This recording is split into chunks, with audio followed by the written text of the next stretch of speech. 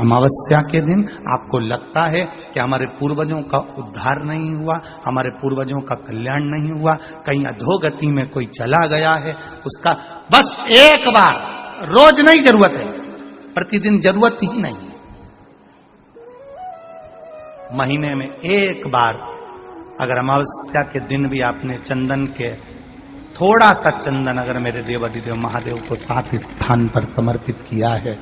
अशोक यहाँ पर वर्णन कर रही है, मैना, धन्य और कला की कथा कर रही है।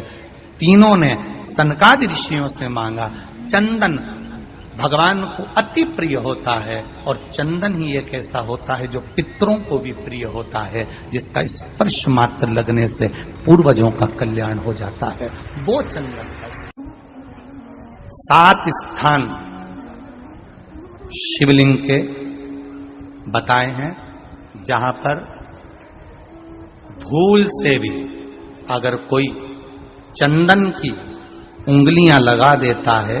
7 स्थान ऐसे हैं जहां चंदन की मात्र उंगलियां लगा देने से ही शिव पितृलोक के पितरों को मुक्ति प्रदान करके वैकुंठ लोक का निवास दे देते हैं। 7 स्थान।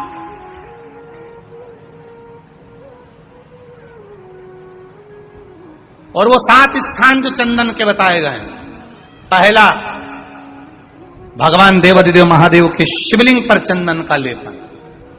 समझ लेना जरा बहुत अच्छे से। आपको लगता है स्वप्न में कोई मुर्दे दिख रहे हैं या कोई जल रहा है या कोई मर रहा है या कोई चला गया है, ऐसा भय लगता है। बच्चों को मानी भेजूंगी ऐसा हो जाएगा, पति को मानी भेजूंगी ऐसा हो जाएगा, कोई हमारे कोई गलत तो नहीं कर रहा है, आपको लगता है। 7 स्थान चंदन के बताएं महाराज। पहला शिवलिंग, दूसरा जहां गणेश जी का स्थान है, मालूम है ना सबको, जम के बोलो जरा, मालूम है ना सबको, जहां गणेश जी का स्थान है वहां अलग से गणेश जी बैठे, वहां नहीं। शिवलिंग में जलाधारी के ठीक सामने राइट में गणेश, लेफ्ट में कार्तिकेय, बीच में अशोक सुंदरी। तो पहला चंदन बाबा के शिवलिंग पर, दूसरा गणेश जी पर चंदन की उंगली, तीसरा षडानंद कार्तिकेय पर चंदन की उंगली, चौथा अशोक सुंदरी पर चंदन की उंगली, पांचवा जलाधारी पर चंदन की उंगली, छठा जो शिवलिंग का जल बह रहा है इसके ठीक विपरीत की ओर चंदन की उंगली, और 7वां चंदन नंदी के मस्तक के ऊपर जो 2 सींग लगे रहते हैं उस पर चंदन की उंगली। ये कब लगाई जाती है? या तो अमावस्या के दिन आपको लगता है कि हमारे पूर्वजों का उद्धार नहीं हुआ, हमारे पूर्वजों का कल्याण नहीं हुआ, कहीं अधोगति में कोई चला गया है, उसका बस एक बार, रोज नहीं जरूरत है, प्रतिदिन जरूरत ही नहीं, महीने में एक बार अगर अमावस्या के दिन भी आपने चंदन के थोड़ा सा चंदन अगर मेरे देवाधिदेव महादेव को 7 स्थान पर समर्पित किया है। अशोक यहाँ पर वर्णन कर रही है, मैना, धन्य और कला की कथा कर रही है। तीनों ने सनकादि ऋषियों से मांगा। चंदन भगवान को अति प्रिय होता है और चंदन ही एक ऐसा होता है जो पितरों को भी प्रिय होता है, जिसका स्पर्श मात्र लगने से पूर्वजों का कल्याण हो जाता है। वो चंदन है। आपके घर में पितृदोष है, आपको ऐसा महसूस होता है, आपको लगता है, तो किसी भी नवरात्रि के पहले जो अमावस्या पड़ती है, मान लो अपन अमावस्या पड़ी, आप एक अंदाजा लगाइए, तो जिस दिन अमावस्या रहे उस दिन चावल की कटोरी में एक कपूर का टुकड़ा रख दीजिए महाराज, छोटा सा, और कपूर का टुकड़ा रखकर उस कपूर को दरवाजे के बाहर कटोरी में ही, चावल रखी हुई कटोरी में ही उसको पितरों का स्मरण कर कर जला दीजिए। और जलाने के बाद उस चावल को कहीं भी किसी भी वृक्ष की छांव में पक्षियों के लिए डाल दीजिए। शिव महापुराण की कथा कहती है, अगर मान लो पितृ आपको कष्ट दे रहे हैं, पितृ आपको तकलीफ दे रहे हैं, कोई काम नहीं होने दे रहे हैं, या कहीं आपको ऐसा लगता है कि पितरों का दोष है, तो वो पितृ दोष देवी अब ये जो आप करेंगे ये कब कर रहे हैं? अमावस्या के दिन आप उसको रख रहे हैं। अमावस्या के दिन उसको रखकर रात भर आपने रखा कपूर के साथ में, सुबह एकम पड़ गई, नवरात्रि लग गई, उसी दिन उसको जलाकर आपने पटक दिया। अर्थात उससे देवी और पितृ इन दोनों का आशीर्वाद जो प्राप्त होता है, तो घर में से पितृदोष समाप्त होकर लक्ष्मी की वृद्धि प्रारंभ हो जाती है, कार्य में सिद्धता आ जाती है। मान लो अगर पितृदोष है तो करो, नहीं है बड़े अलमस्ती से रहो, तो ये पितृदोष का स्मरण। तो यहाँ शास्त्र कह रहा है कि पितरों का जो लोक होता है, पितर जो लोक होता है, उस पितृलोक में 64 योगिनियां प्रवेश नहीं करती। शिव महापुराण कर रही है, शंकर की कथा कर रही है। एक छोटा सा उपाय अवश्य करिएगा। मान लो आपको लग रहा है कि आपके घर में पितृदोष है, आपको ऐसा महसूस होता है, अमावस्या पड़ती है, चावल की कटोरी में एक कपूर का टुकड़ा रख दीजिए, मान छोटा सा, और कपूर का टुकड़ा रखकर उस कपूर को दरवाजे के बाहर कटोरी में ही, चावल रखी हुई कटोरी में ही उसको पितरों का स्मरण कर कर जला दीजिए। और जलाने के बाद उस चावल को कहीं भी किसी भी वृक्ष की छांव में पक्षियों के लिए डाल दीजिए। शिव महापुराण की कथा कहती है, अगर मान लो पितृ आपको कष्ट दे रहे हैं, पितृ आपको तकलीफ दे रहे हैं, कोई काम नहीं होने दे रहे हैं, या कहीं आपको ऐसा लगता है कि पितरों का दोष है, तो वो पितृदोष देवी, अब ये जो आप करेंगे ये कब कर रहे हैं? अमावस्या के दिन आप उसको रख रहे हैं। अमावस्या के दिन उसको रखकर रात भर आपने रखा कपूर के साथ में, सुबह एकम पड़ गई, उसी दिन उसको जलाकर आपने पटक दिया। अर्थात उससे देवी और पितृ इन दोनों का आशीर्वाद जो प्राप्त होता है, तो घर में से पितृदोष समाप्त होकर लक्ष्मी की वृद्धि प्रारंभ हो जाती है। अमावस्या के दिन प्रदोष काल में, प्रदोष के समय पर, प्रदोष काल में शाम के समय पर जाकर किसी भी नदी, तालाब, बावड़ी, कुआं, कहीं ना कहीं जो आपके पास में हो, वहां पर एक घी का दिया, बत्ती का मुंह दक्षिण की ओर कर कर अवश्य जलाकर आ जाना, सारे पितृदोष समाप्त हो जाएगा। अगर नदी, तालाब, बावड़ी, कुआं नहीं है तो पीपल का वृक्ष हो या बेलपत्री का वृक्ष हो या बट का वृक्ष हो, उसके नीचे लगा दो प्रदोष काल में। पर अमावस्या के दिन लगाएं जरूर। क्यों?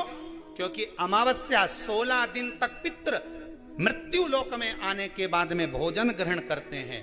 अमावस्या के दिन पितृ शाम के समय प्रदोष काल में शंकर भगवान का नाम जाप कर कर नदी, तालाब, बावड़ी पर पानी पीने जाते हैं।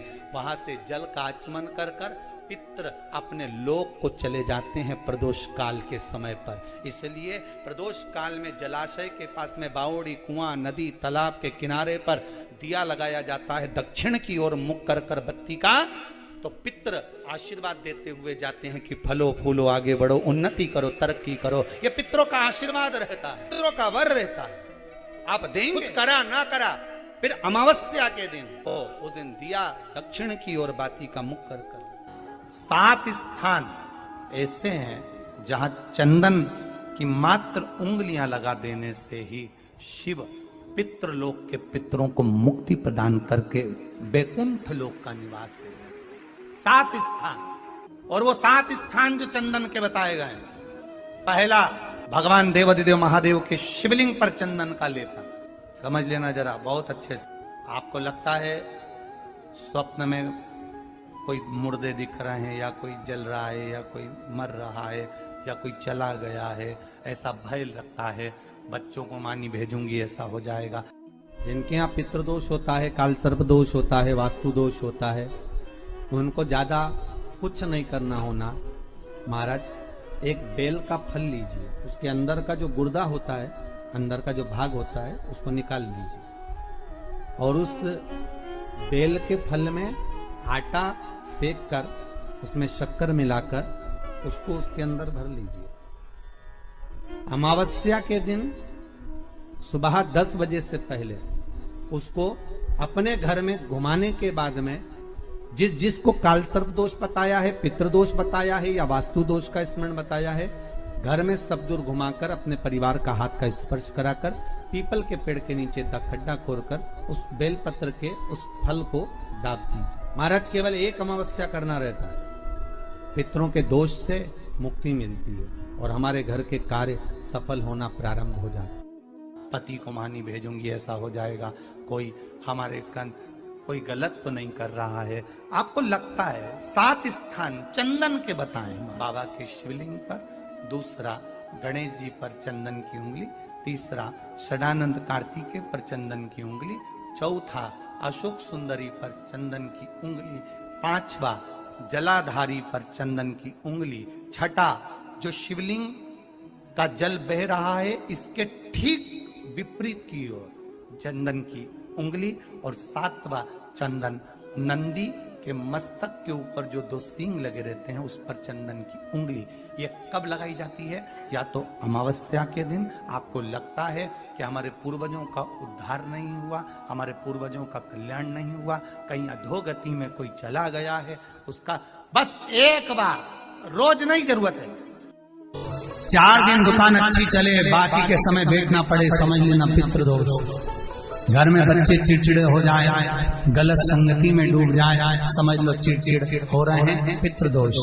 घर के बच्चे माता पिता का आदर न करें, सम्मान न करें, तेज आवाज में बात करें, समझ लो पितृदोष।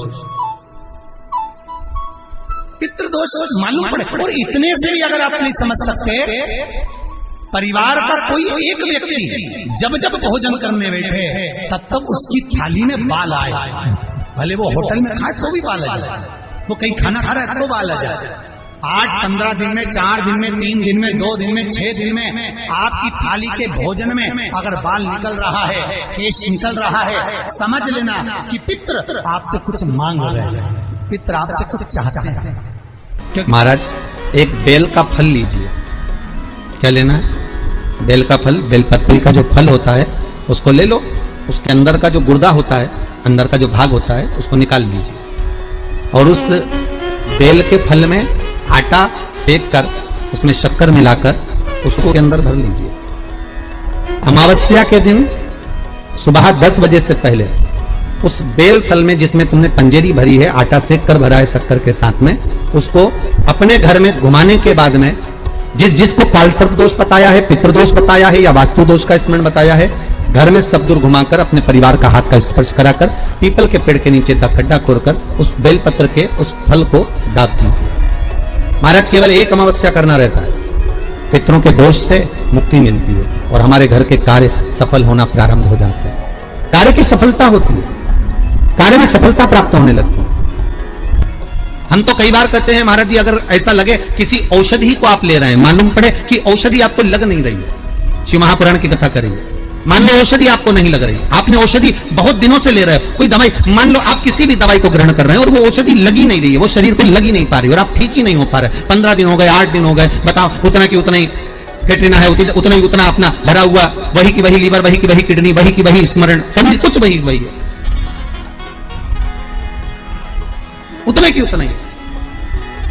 बीपी भी ऊंचा नीचा चल रहा है पर लेवल में नहीं आ रहा, शुगर भी लेवल में नहीं आ रही, तो प्रयास करा करो महाराज, बेलपत्री के फल का जो गुर्दा है, अंदर का जो भाग है फल का, उसको पानी में गला लीजिए और प्रदोष की प्रदोष, कम से कम प्रदोष नहीं हो और बीमारी जरा दवाई लगी नहीं रही हो तो बिना प्रदोष के भी कर सकते हो, उसको पानी में गलाइए, आधा घंटा पानी में, जैसे आपको सुबह मंदिर जाना है 10 बजे, तो सुबह स्नान कर कम से कम 6:30-7 बजे उसको पानी में गला दीजिए और उस बेले के फल का गुर्दा से गला हुआ पानी शिव जी को ले जाकर समर्पित कर दीजिए। महाराज उस पानी में से थोड़ा सा 1 चम्मच पानी शिव जी पे चढ़ा हुआ लेकर आ जाइए। उस पानी को जो बीमार व्यक्ति है उसको औषधि देने से पहले मात्र आधी चम्मच से भी आधा चम्मच उसको दे दीजिए।